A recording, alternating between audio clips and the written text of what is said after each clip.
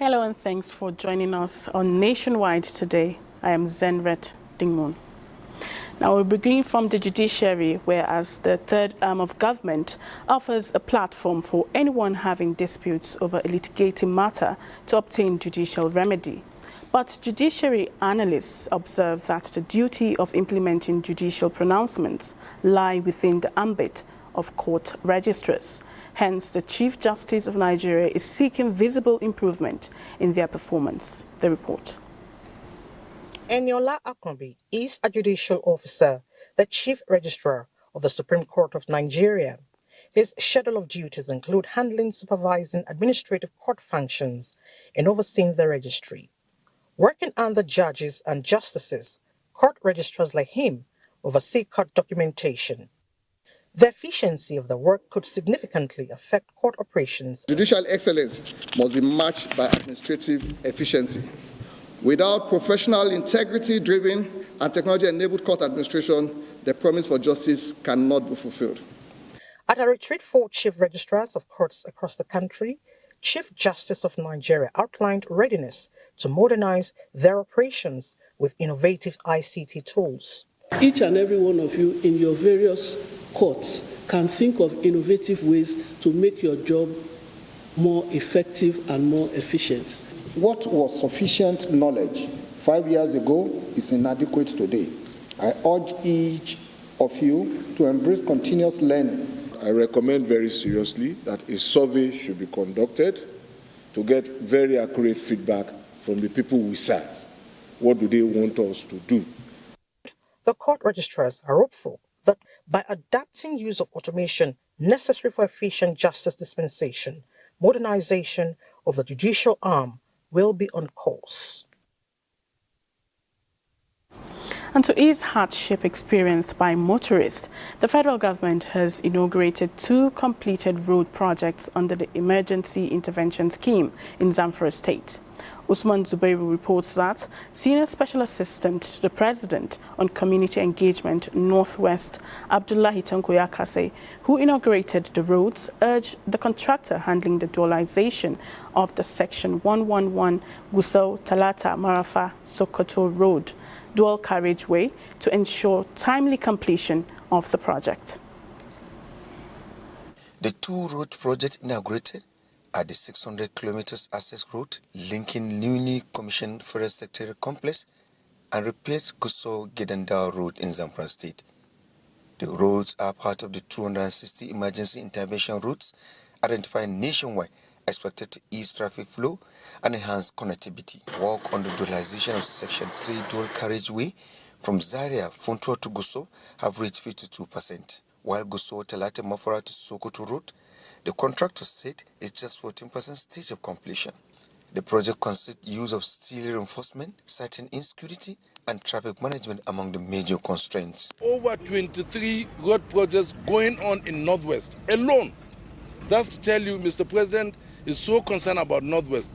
Doing the earthworks, joining the dualized road so that to open for the traffic, both the 2 lanes, left and right, so that commuters will be traveling on it. The Senior Special Assistant to President on Community Engagement Northwest assured communities along the project corridor of the federal government's unwavering commitment to delivering durable, safe, and economically impactful road infrastructure across the region. Usman Zubairu, NTA News. Now, the Minister of Power, Adebayo Adelabu, has met with the Director General of the Energy Commission of Nigeria, ECN, Dr. Mustafa Abdullahi, as part of strategic engagements with implementing agencies of the National Energy Master Plan to accelerate implementation of the present administration's initiatives and align with the country's priority to meet energy needs.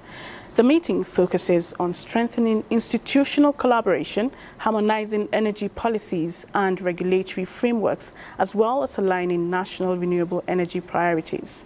Also, the strategic engagement explores opportunities to integrate ECN research outputs into the Ministry of Power Infrastructure Development initiatives through joint implementation and shared resources.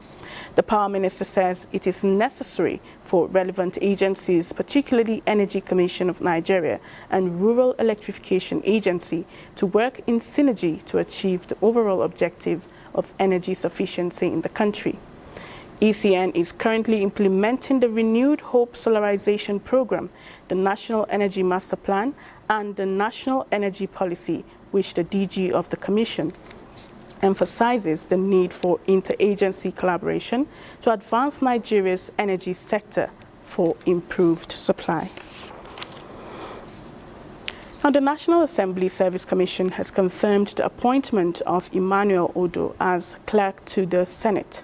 Mr. Odo was appointed acting clerk to the Senate on 16th September 2025. A statement by the Director of Public Affairs of the Commission, Emmanuel Aingo, indicates that Ibrahim Sidi has also been appointed as acting clerk to the House of Representatives. Mr. Sidi was before now the Director Administration. Now it's time to join Awal in Lagos for stories making the rounds in that zone. Hello, Awal. It's good to see you.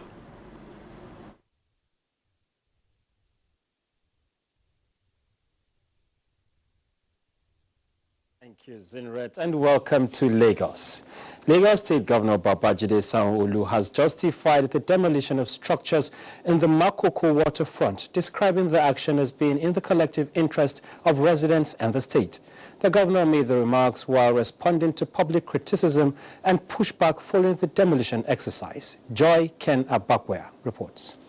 Lagos's Makoko, a community made up of shanties and largely occupied by fishing families, remains one of Lagos's most talked about waterfront settlements. The floating slum, as it is called, has for decades struggled with severe overcrowding, poor sanitation, and unregulated construction that have repeatedly drawn government attention over safety and urban planning concerns. It is against this backdrop that the state government embarked on the latest round of demolitions. Governor Babajide Sanwo-Olu has defended the demolition, stating that the action is not motivated by malice, but by the necessity to enforce the law. He explains that the exercise forms part of a broader urban renewal and waterfront regeneration program aimed at improving safety standards and critical infrastructure across the state. A lot of these people have built the shanties right under the high tension wire. And the regulation is there that you need to clear between one regulation line. So what we're doing is that we're clearing people not to get to top building and to stay off behind the high tension. The governor also accused some local and international non-governmental organizations of promoting narratives that, according to him, serve vested interest in the Makoko community. Of what interest will it be for government to want to unduly demolish anybody's work? What interest if it is not for the overall safety of these citizens that we're talking about? There are some local and international NGOs that want to profit from this. Governor Sanwo-Olu, however, assured residents that those affected would not be abandoned, emphasizing that the state government would provide necessary support to cushion the effect of the exercise. In Lagos, Joy Ken Abakwe, NTA News. The new General Officer commanding 81 Division, Major General Adebayo Babalola, has reaffirmed his commitment to consolidating on the achievements of his predecessor by intensifying efforts to continuously maintain peace and stability in the 81 Division's area of responsibility. Major General Adebayo Babalola made the commitment when he assumed office as the 35th GOC of 81 Division. Lynn Leneke reports. Thank you so much, sir. That singular but significant assignment signifies the beginning of a new dawn for the 81 Division's area of command, as the new General Officer commanding Major General Adebayo Babalola assumes office. The new GOC pledged his unwavering commitment to ensuring that the 81 Division continues to succeed in achieving the vision of the Chief of Army Staff. He also appreciated the massive turnout in tackling the criminal elements in the country. Nigerians expect so much from the military, and all of us, if we came to the command philosophy of the Chief of Army Staff, we are going to achieve great success. The outgoing GOC, Major General Farouk Mujinyawa, who piloted the affairs of the 81 Division as the 34th, is resuming at the Army Headquarters Department of Policy and Plans as the Deputy Director, Chief of Policy and Plans. He charged officers and soldiers to accord the new General Officer commanding 81 Division the support to build on successes recorded. I appreciate all officers and soldiers of the 81 Division, including their families, for their commitment to duty and for taking the instructions. The new General Officer commanding Major General Adebayo Babalola was deployed from the Defense Headquarters as the Director Defense Liaison. In Lagos, Lynn Lenake, NTA News. And that concludes our contribution from Lagos. Nationwide continues in Enugu after the break. Don't go away.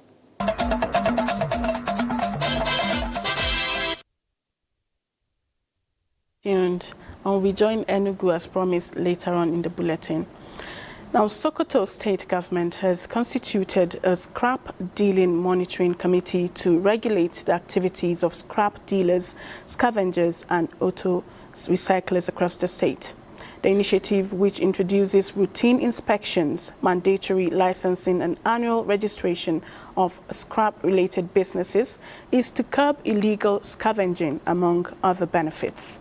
Bashir Ibrahim Nababa reports.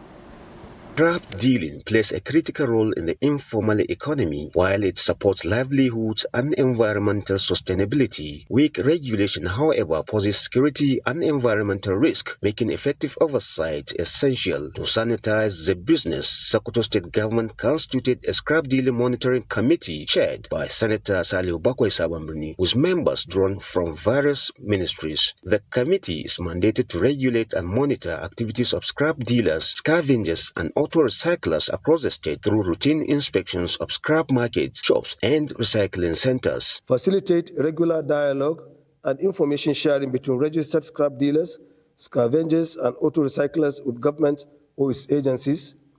Create regulatory framework and system of tracking and recovery of stolen and unlawfully acquired scrap or scavenged materials. Scavenging is a very dangerous activity, even though it assists and recycling materials.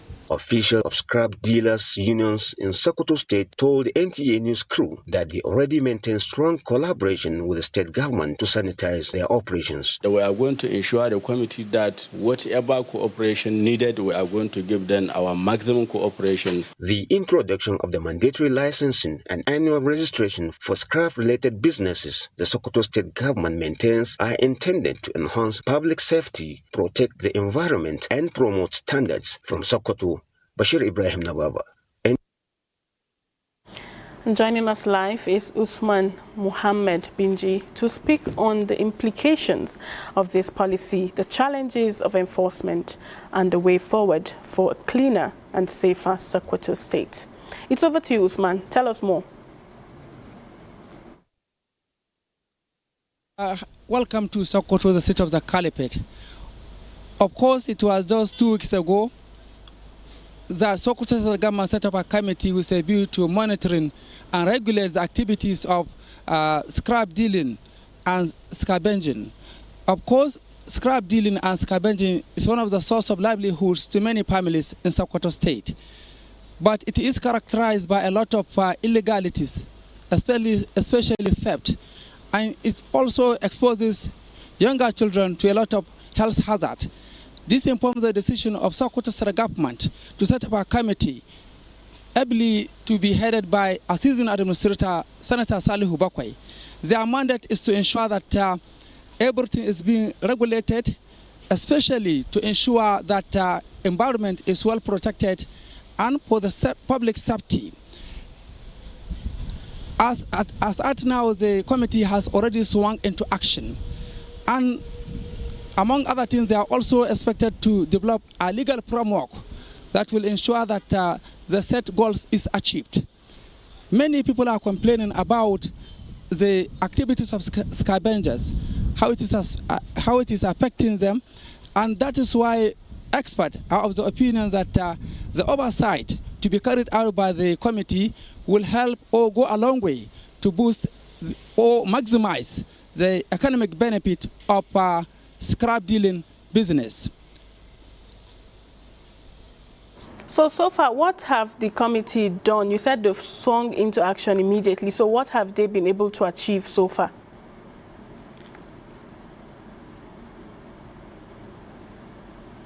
This, according to many experts, this attempt by Sokoto's government is also expected to ensure that theft that characterize scrap dealing business is checked.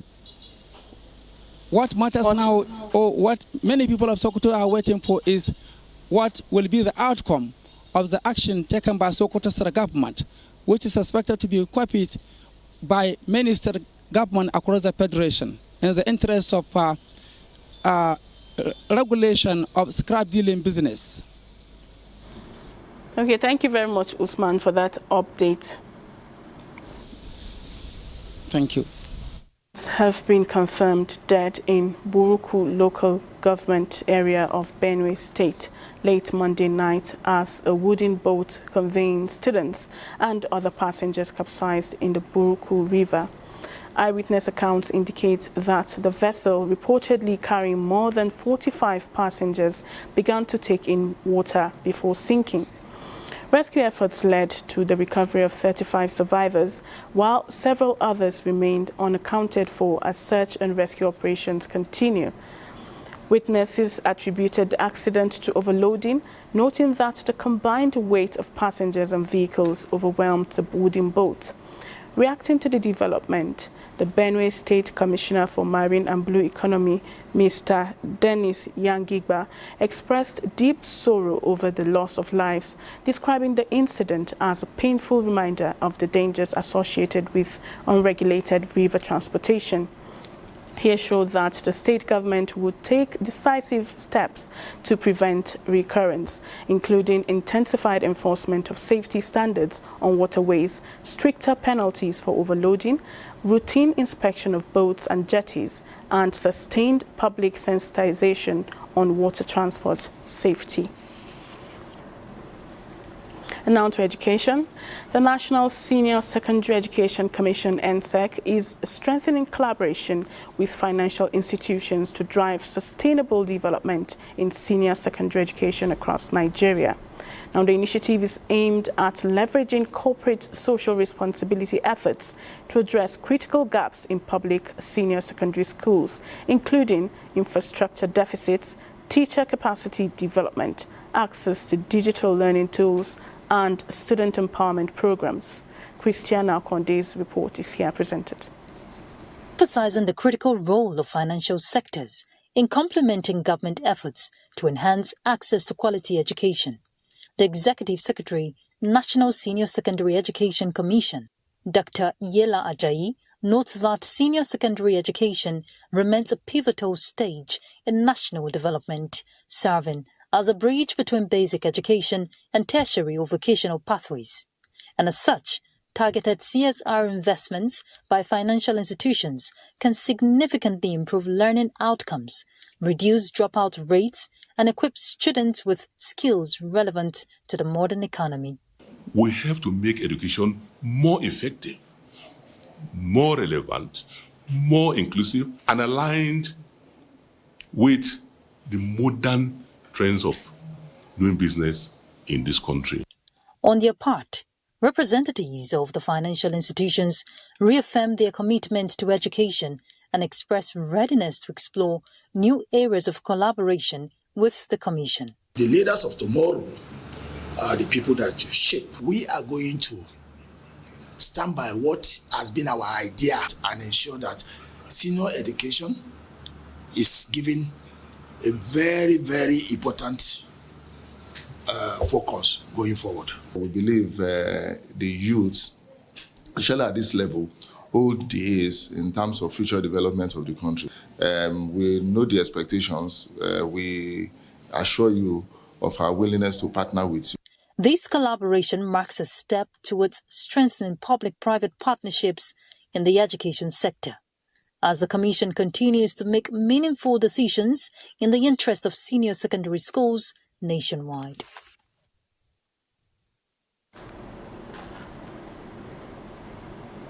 Now, Katsina State Government has reaffirmed its commitment to providing practical skills training, particularly for young women, to boost the state's economic growth.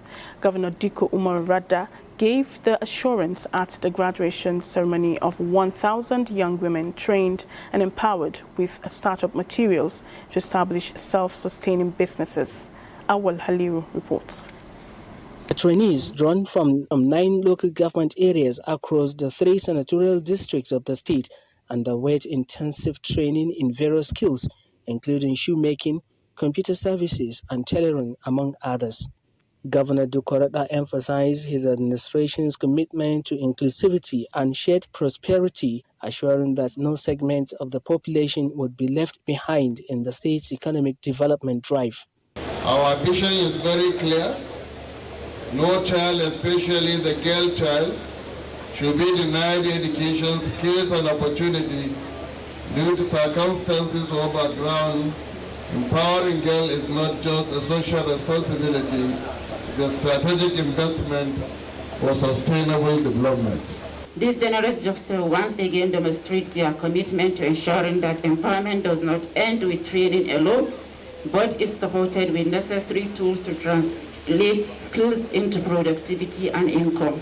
The special advisor to the governor on girl child education and development noted that the department would continue to collaborate with private sector to strengthen the skills acquisition center and ensure the sustainability of the training program. In Katsina, Awal Haliru, NTA News. We'll now join Sadia in Sokoto for more on Nationwide. Hello, Sadia. And thanks for joining us. Traders affected by the recent fire at the historic Sokoto Old Market have continued to receive support and encouragement. Sokoto State Governor Ahmed Aliyu and representatives of the Sultan of Sokoto were at the scene to reassure traders of government assistance and call on them to remain resilient in the aftermath of the incident. Dalhat Abdullahi has more. Since the inferno that gutted sections of the historic old market in Sokoto, sympathy visits have continued by individuals and institutions across the state in solidarity with traders whose livelihoods were affected. The latest show of support came from Sokoto State Governor Dr. Ahmed Aliyu, who visited the scene to commiserate with victims and assess the level of damage caused by the fire. Governor Aliyu described the incident as unfortunate, noting that the market plays a critical role in the economic life of the state, while urging them to remain strong and see the incident as a test of fate. We shall do our best within the limited resources to see what we can do to assist our hard-working traders in the state. Also at the scene was a delegation representing the Sultan of Sokoto, led by the Wazir in Sokoto, Professor Sambo Ali Junaid. He conveyed the Sultan's message of compassion, encouraging the victims to remain resilient and accept the incident at the will of Almighty Allah. Chairman of the Sokoto State Traders Association, Alhaji Chikasar Kingishli, disclosed that several shops were affected, with goods worth millions of naira destroyed, while appreciating the visits and prayers offered. The fire, which occurred during repair works, is believed to have been triggered by sparks from a welding machine. In Sokoto, Dalhatu Abdullahi, NTA News. Determined to reposition the health sector for greater impact, the Sokoto State Government is moving to unite all health parastatals for seamless health care delivery system in the state. This resolve was demonstrated during an advocacy visit by the Commissioner for Health, Dr. Faruk Umar Abubakar, to agencies under the ministry. Abdullahi Umar Ilalu reports. The Advocacy Tower is a clear demonstration of the Sokoto State Government's resolve to strengthen institutional cooperation and promote a unified health system across the state. The agencies visited include the Primary Healthcare Development Agency, the Malaria Elimination Agency, the Sokoto State Contributory Health Management Agency, and the Hospital Services Management Board. Bringing all parastatals under one umbrella will enhance coordination, improve service delivery, and ensure more efficient use of resources, in line with the state government's 9-point SMART agenda. The visit underscores significance of engaging management of the agencies, assess their operations firsthand, and chart a new course for improved performance. I'm so impressed. What is the most important is the prompt reporting of the staff. Almost all the components of the staff of the agency are available. And that has signified we have been gripped by the level of progress so far by the executive director. And I'm so impressed with the working relationship with all the complement of director of the agency. Management of the institutions welcomed the initiative and called for urgent intervention in areas such as office space, furniture, and operational tools as the state intensifies efforts to transform healthcare services for its citizens. The move is expected to ensure a more coordinated and efficient health system across Sokoto State. In Sokoto, Abdullah Omar Ilalu, NTA News. More news in Ibadan, more news on Nationwide from Ibadan right after this break. Do stay.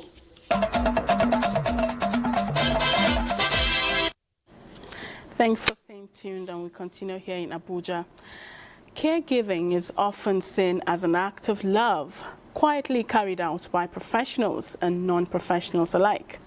It remains one of the most crucial roles in healthcare, supporting individuals who cannot fully care for themselves due to illness, age, disability, or displacement. Now, for years in Nigeria, this responsibility largely rested on compassion rather than structure. But the narrative may be changing. Becky Greatman Chukwuka tells us more. In Nigeria, caregiving has traditionally thrived in informal settings, handled by family members and well-meaning individuals without standardized training. While dedication filled the gaps, the growing complexity of healthcare exposed the need for a more professional approach. Nigeria is taking a decisive step towards professionalizing caregiving. This need has given rise to a landmark development with the establishment of the Public Health Caregivers Academy at the Federal Medical Center, Asaba. This aligns squarely with the Federal Ministry of Health's 4-point agenda, which continues to guide healthcare delivery in Nigeria. Before now is their family, their wives, their children, the neighbors that attend to them. But a caregiver is somebody who continue care at home after the patient has left the hospital. An academy, therefore, will equip caregivers with essential skills, ethical standards, and hands-on experiences that will transform caregiving into a recognized career path, as well as improve healthcare support. It's a job that comes with compassion. You must have love. If you don't have love in you, you cannot do this job. As the nation watches this initiative unfold, hopes are high that caregiving will evolve from an informal responsibility into a structured profession where compassion is strengthened by competence. In Asaba, Becky Greatman Chukwuka, NTA News. And still talking about one of the most crucial roles in healthcare, which is supporting individuals who cannot fully care for themselves. Let's now join Susan Esu, also in Asaba, to tell us more on this development. Hello, Susan. What more information do you have for us? Thank you for joining us here in Asaba. Now, traditionally, caregiving in Nigeria was rooted in the extended family system and communal living. Care for children, the elderly, the sick, and people with disabilities was seen as a shared family and community responsibility. Elderly parents typically lived with their children and in-laws, especially the daughters, in law. So there was little or no distinction between caregiving and everyday family life. However, the narrative is changing today as caregiving is undergoing major changes.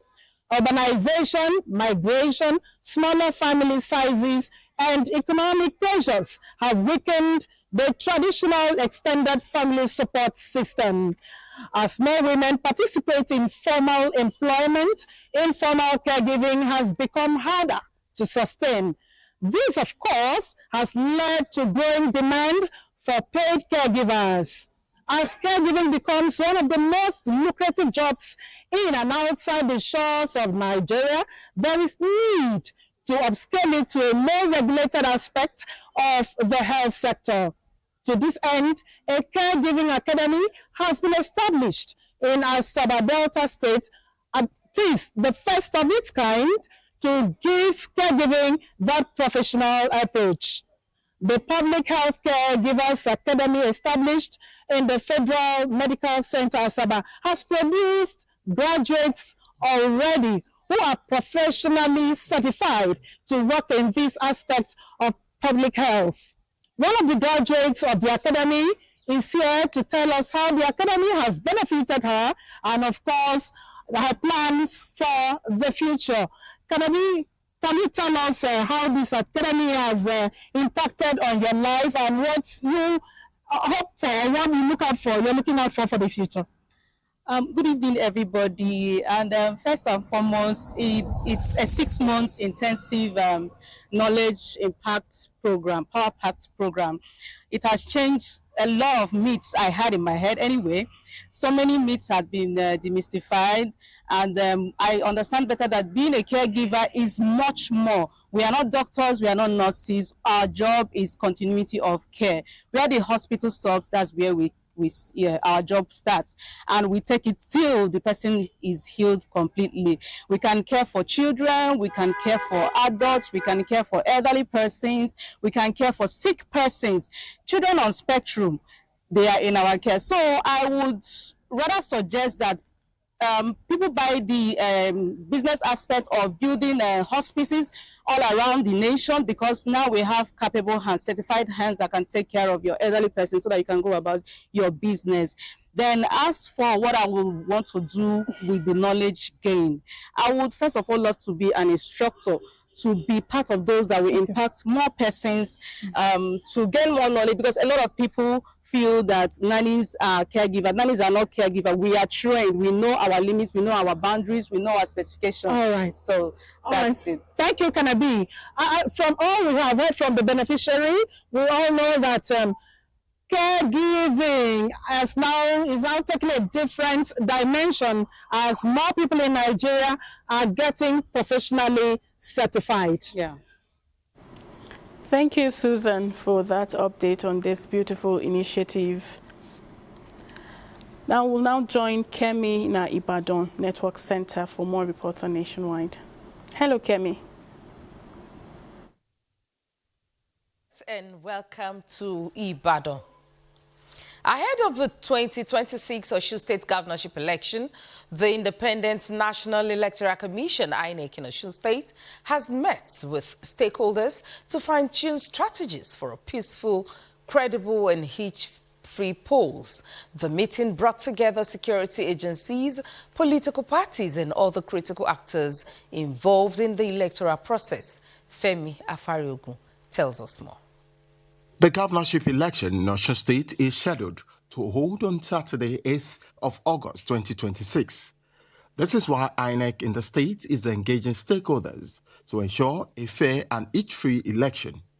The resident electoral commissioner of INEC in Osun State, Dr. Mutiu Agboke, emphasized the need for strict compliance with the Electoral Act, particularly as political activities gradually intensify ahead of the 2026 governorship poll. INEC activity cannot be achieved, cannot be carried out alone by INEC. Stakeholders are very germane to the execution and successive implementation of some of our policies. The Interagency Consultative Committee on Election Security, the Commissioner of Police, Director of the Department of State Services, Commandant of the Nigeria Security and Civil Defense Corps, as well as Director of the National Orientation Agency, all reaffirmed their commitment to providing a secure environment before, during, and after the election. Representatives of political parties were given the opportunity to make their submissions with calls for fairness, transparency, and a level playing field for all contestants. Now that the campaign is expected to start on the 11th of March, the Commission has promised more engagement with all stakeholders to ensure seamless activities. In Oshogbo, Femi Afariogun, NTA News. Now, mental illness is often shrouded in stigma and misconceptions, but the truth remains that mental health affects millions, cutting across age, gender, and socioeconomic lines.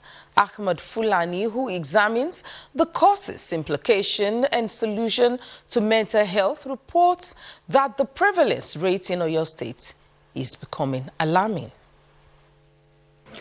Although an integral part of the society, people living with mental disorder are increasingly on the high side in the recent time, perhaps with high intake of hard substances, allegedly by the teeming youth.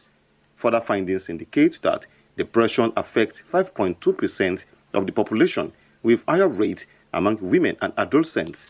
In Obumasho, for instance, the sight of people with mental issues is very alarming, hence the need for concerted effort towards reducing it to the bare minimum. Misunderstanding within two people can make somebody to break down easily.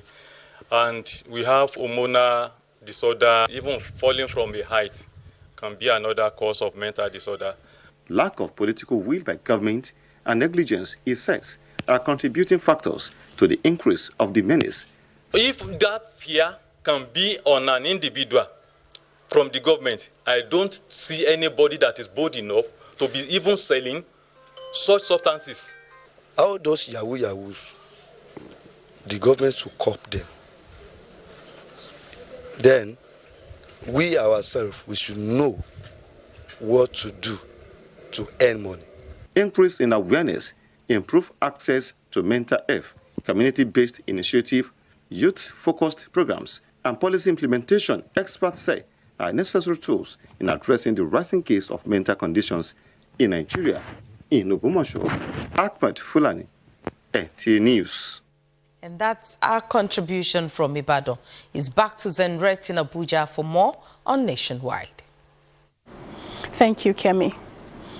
Now, the Youth Ablaze Empowerment Initiative is redefining Nigeria's reward system in line with President Bola Tinubu administration's notable emphasis on recognizing and rewarding heroes of the nation as a way of strengthening patriotism and national unity in Nigeria.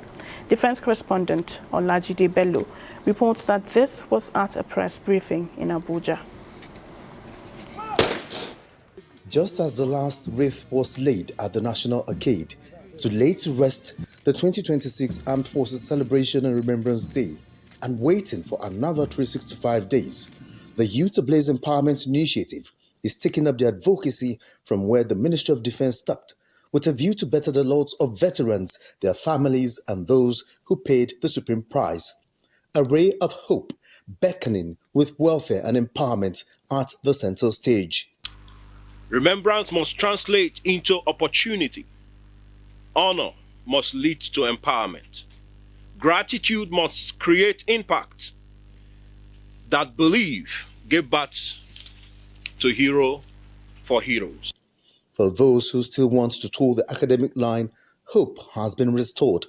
And for the entrepreneurs, it is a dream about to come true. We are committing to 30,000 scholarships for children and dependents of heroes, ensuring that sacrifice does not end in dreams. 3,000 greenhouses to the heroes to support sustainable agriculture and food security. Hero for Heroes is a national recognition, documentation and empowerment initiative designed to identify and uplift Nigerians at home and abroad whose lives reflect courage, service, sacrifice and values. Olajide Bello, NTA News. And as modern military operations grow increasingly complex, the integration of technology has become indispensable in ensuring efficiency, precision, and accountability. Now, it is against this backdrop that the Directorate of Inspections and Compliance of the Nigerian Army convened a project inspections workshop with the view to adopt innovative technologies to enhance compliance, monitoring, improve documentation, and support evidence-based decision-making. In today's complex security environment, technology has become a critical enabler of modern military operations, driving efficiency, accuracy, and accountability across planning, execution, and combat. Leading military organizations increasingly rely. For the next 4 days, participants at this project inspection workshop will engage in practical sessions on technology-enabled inspections, risk-based compliance frameworks, and best practices for monitoring Army projects. Technology-enabled inspections are not fault-finding exercises.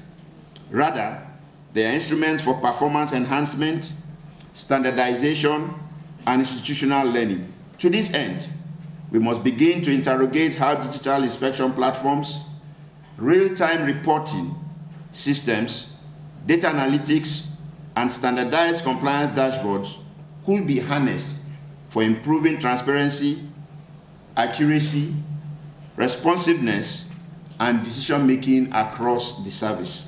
This workshop is deliberate and strategic response to the realities of our contemporary operating environment and the imperative to align inspection and compliance functions with the Chief of Army Staff command philosophy.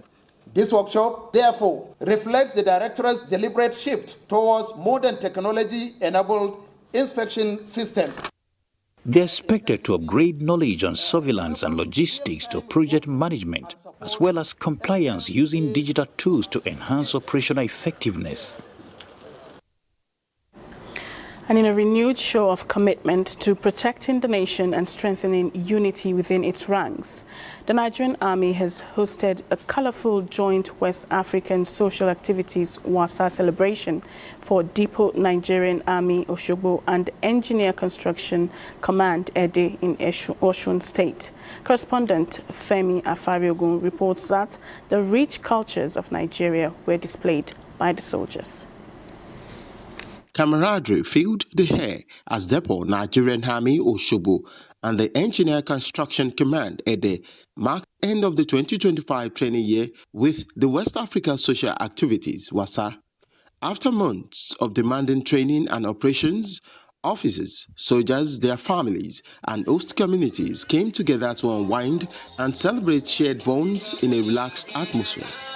Traditional dances and cultural displays from across Nigeria highlighted the nation's rich heritage and unity in diversity. We look forward to sustained collaboration and enhanced synergy in the coming year.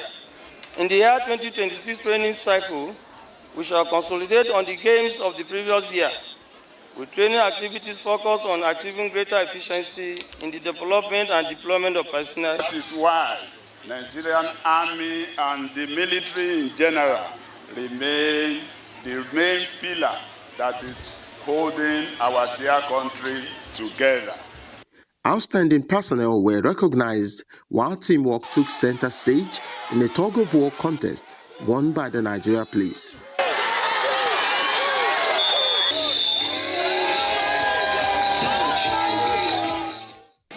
Students of Command Secondary School Ede added color with a coordinated display reflecting discipline and the promise of future leadership.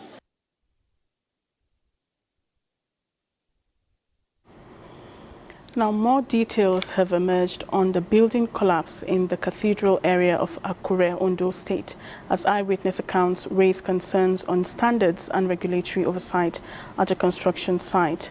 Abiola Ario is standing by with more.